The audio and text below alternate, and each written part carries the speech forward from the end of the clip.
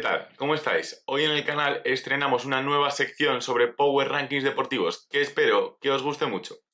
Ya os conté que el objetivo principal del canal es seguir la actualidad polideportiva, acompañándola con datos y con también algo de opinión y bueno, intentando entreteneros. Así que creo que este formato puede ser muy interesante para repasar mes a mes o cada 2 meses lo más importante que ha pasado en el deporte mundial. Voy a elegir mis 10 noticias o 10 momentos deportivos que creo que son más importantes y a contároslos con algunos de los datos que nos deja ese deporte y ordenarlos en un Power Ranking, de forma que el primero, el que aparecerá al final del vídeo, será la noticia que creo que es más importante o que al menos a mí me ha parecido la más impactante. A ver, entiendo que va a ser un poco jaleo ordenar estas cosas porque vamos a comparar deportes diferentes, logros de algunos deportistas españoles y otros de deportistas mundiales. Algunos incluso serán momentos en los que España ha tenido una mala noticia en algún deporte. De hecho, en el vídeo tenemos uno de ellos. Sin embargo, creo que el hecho de intentar ordenarlos y hacer como una especie de clasificación puede ser más interesante para el vídeo. De todas formas, el formato lo podemos ir cambiando. La verdad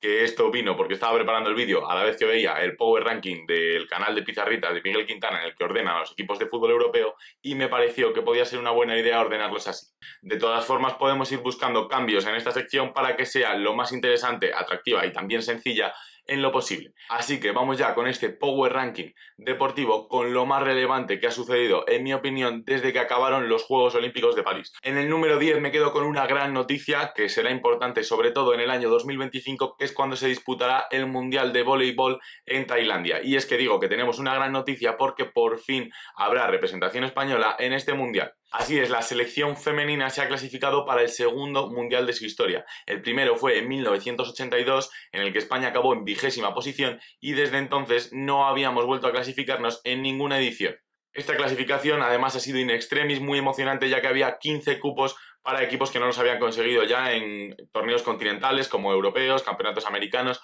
y etcétera. Y España ha quedado como la 14ª mejor selección en el ranking mundial y por tanto se ha hecho con la penúltima plaza para el mundial femenino. Está claro que nos ha beneficiado enormemente la ampliación que se ha hecho en cuanto a los cupos para el mundial de voleibol, igual que se está haciendo en otros deportes. Antes lo disputaban 24 países y en esta edición por primera vez tendremos a 32 países representados en el torneo. Esto ha permitido la inclusión de España y también los debuts de otros países como Suecia, Eslovaquia, Eslovenia y Vietnam. También tendremos otros regresos, alguno aún más lejano que el de España, ya que Francia no disputaba un mundial desde los años 70 y también volverán tras más de 15 años sin estar en el mundial Egipto o Grecia, que fue quien precisamente se clasificó justo detrás de España. Estaremos muy atentos al Mundial del año que viene, en el que el objetivo seguramente sea mejorar esas 2 victorias y la 20ª posición del año 1982, y muy contento de que haya algunos brotes verdes en este deporte que me parece muy interesante y que la participación española es la peor, al menos en cuanto a deportes de equipo, claro, olímpicos. Estos brotes verdes se están viendo en el equipo femenino. Fijaos que ni siquiera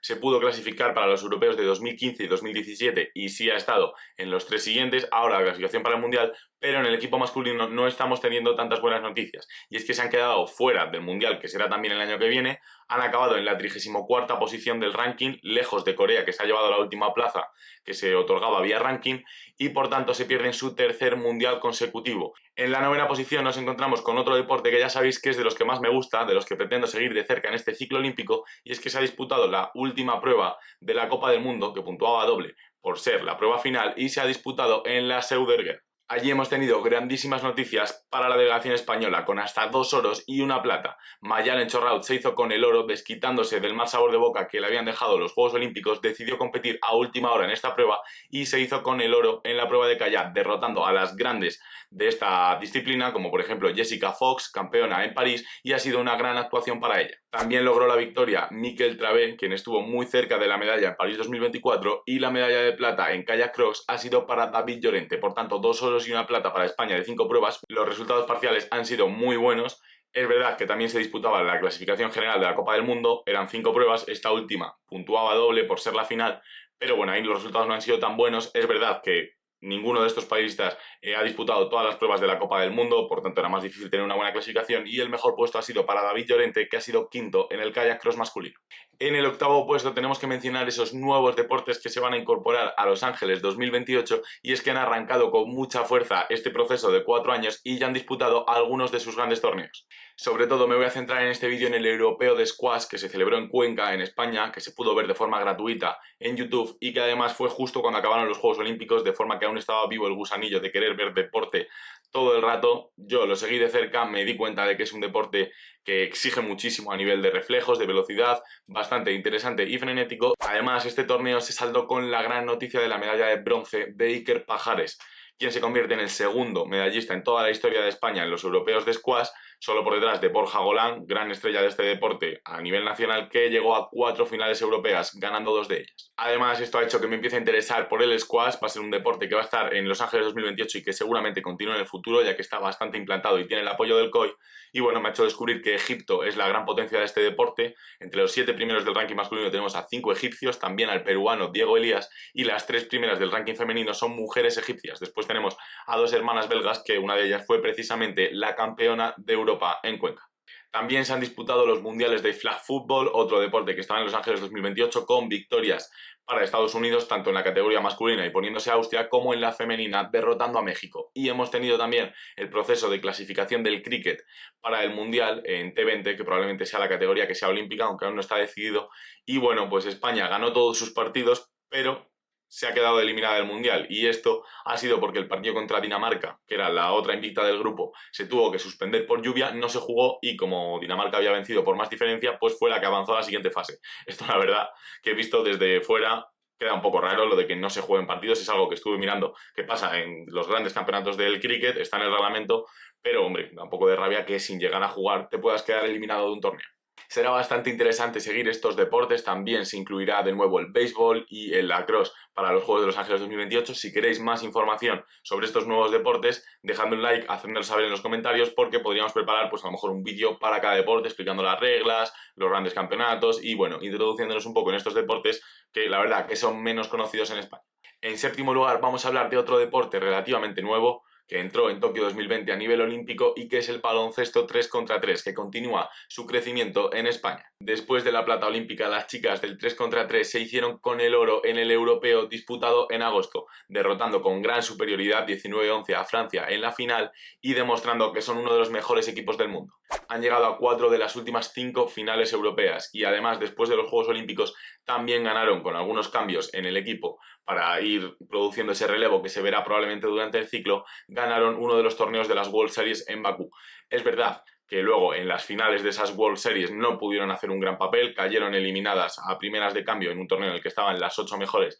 del año, y por eso, pues bueno, quizás se han quedado en esta séptima posición, pero su rendimiento está siendo excepcional. Además, en los chicos también tenemos buenas noticias, y es que su nivel estaba bastante por debajo del femenino. De hecho, se han quedado fuera de los últimos 3 europeos y 5 mundiales, pero en este europeo sí que consiguieron estar y además ganar en fase de grupos a Serbia en un partidazo. Serbia es una de las grandes potencias en el baloncesto 3 contra 3 masculino, y cayeron en cuartos de final con Austria, que a la postre sería la campeona del torneo, venciendo precisamente a Serbia. Así que bueno, buenas noticias en el baloncesto masculino 3 contra 3. También han tenido un bronce a nivel mundial en categorías inferiores, unido al buen rendimiento de las chicas, pues les hacen tener una gran séptima posición en este ranking. ¿Os acordáis de que al principio del vídeo mencioné que también alguna mala noticia para el deporte español tendría cabida en este Power Ranking? Bueno, pues ha llegado el momento. No es que me haya alegrado esta noticia, pero sí que creo que ha sido bastante importante, aunque sea por el impacto negativo, y ha llegado en el Mundial de Fútbol Sala, que además está siendo una competición que estoy siguiendo de nuevo de cerca, porque os tengo que confesar que después de los Juegos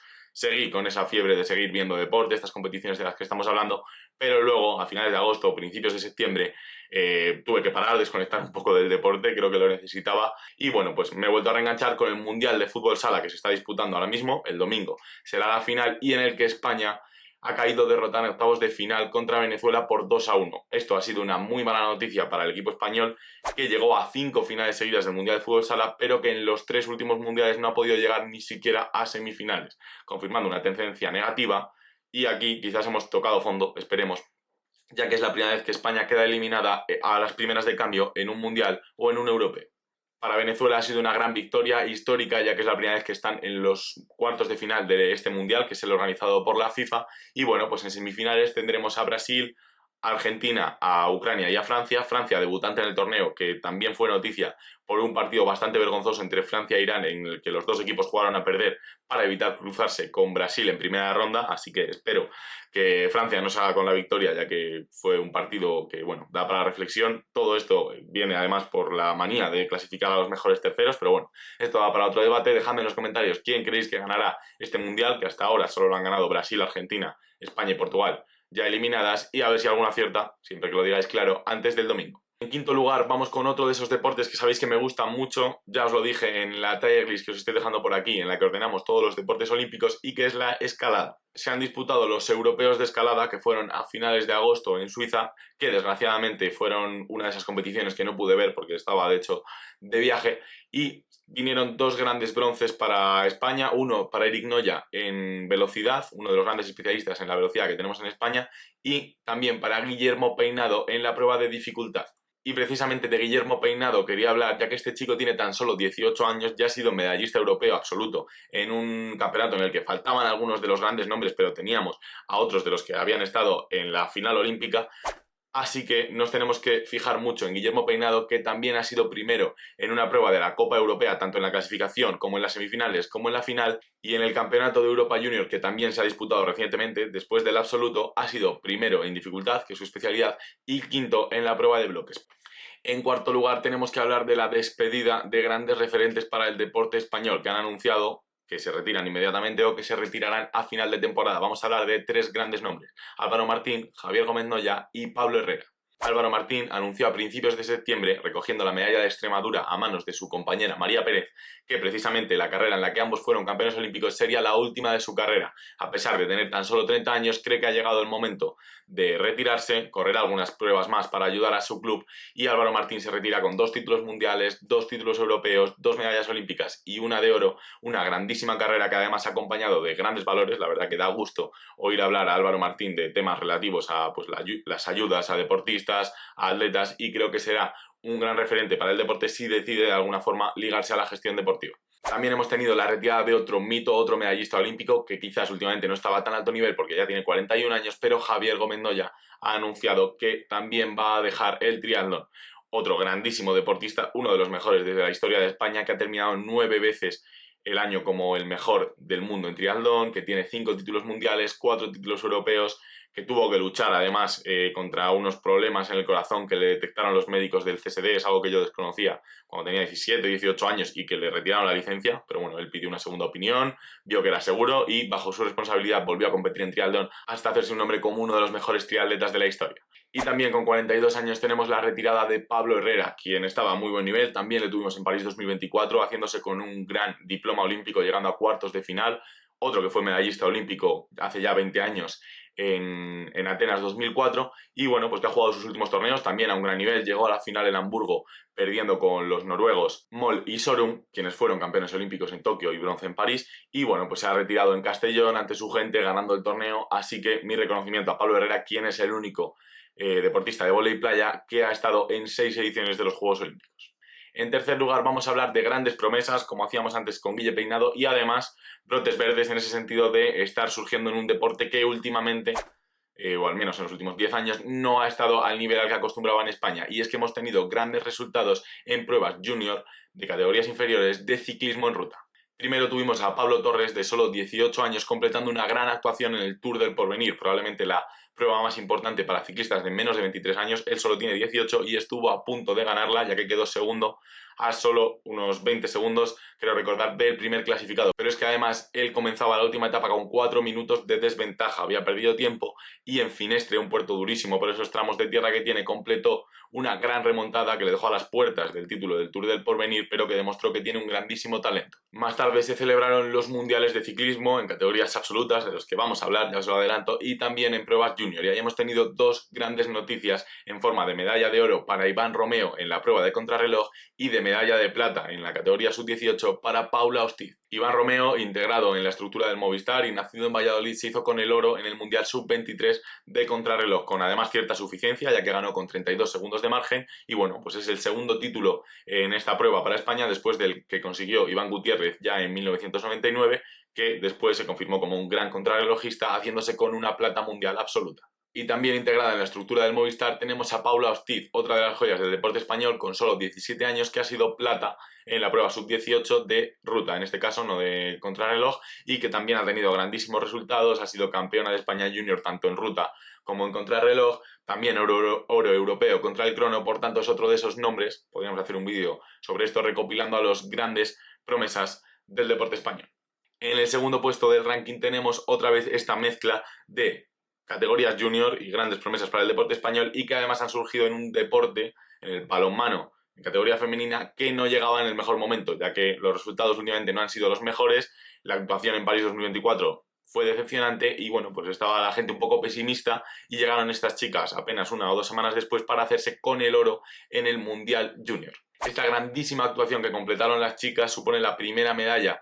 para el balonmano femenino en cualquier categoría inferior, en este caso sub-18, nunca se había llegado ni siquiera a semifinales en el Mundial sub-18 y lo hicieron a lo grande para hacerse con el oro, que también es el primer título mundial del balonmano femenino en cualquier categoría, ya que en la categoría absoluta el mejor resultado fue una plata. Además, se han hecho con este título imbatidas, con pleno en la fase de grupos, pleno en la siguiente ronda con victorias ante Chequia y Alemania, y por supuesto una gran victoria en semifinales ante Hungría y en la final ante Dinamarca con una remontada a un país que es potencia en balonmano femenino, también en este torneo, porque son el país con más medallas, con 7 en el torneo, y bueno, pues con una gran remontada, un título basado en una gran defensa, con partidos a pocos goles, se hicieron con un título que da muchas esperanzas al balonmano femenino en el futuro. En primer lugar, os daréis cuenta de que hasta ahora he estado hablando de buenas noticias para el deporte español, o bueno, lo del fútbol sala, pero siempre relacionado con las actuaciones de España o de deportistas españoles, pero quiero hablar de Tadej Pogačar, que probablemente es el mejor deportista del momento. El ciclista esloveno dio una exhibición brutal en el Mundial de Ciclismo Absoluto, atacando a 100 kilómetros de meta, haciendo los últimos 50 en solitario y haciéndose con el oro. Por tanto, ganando este año Tour,